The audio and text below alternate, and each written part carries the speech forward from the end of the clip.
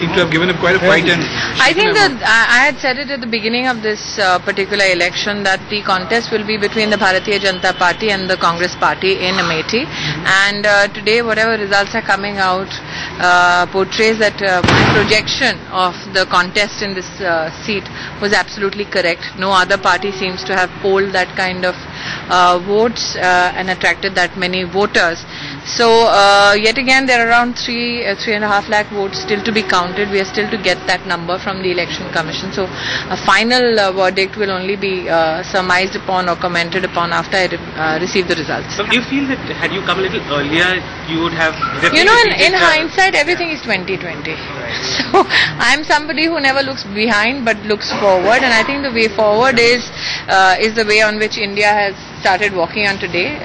I had said it in Amethi that Amethi hai taiyar ab ki baar Modi Sarkar, and sitting in Amethi I have seen that we've had a decisive mandate from the people of India, and as a Karyakarta, as an office bearer of the Bharatiya Janata Party, this is one of the proudest and one of the most brilliant days that we've had as political activists. For you personally, has it been a day of mixed emotions? No, it's been a day of absolute joy and absolute pride. The fact that a man born in a very poor family in a village, through his own hard work and talent, could reach the highest office in the country is a very inspirational journey, and for me that's a moment of celebration. Have you had any word with him? Have you had any word with him? What word I have within my family is not for public consumption. अब तो clear हो गया कि अब सरकार बन रही है।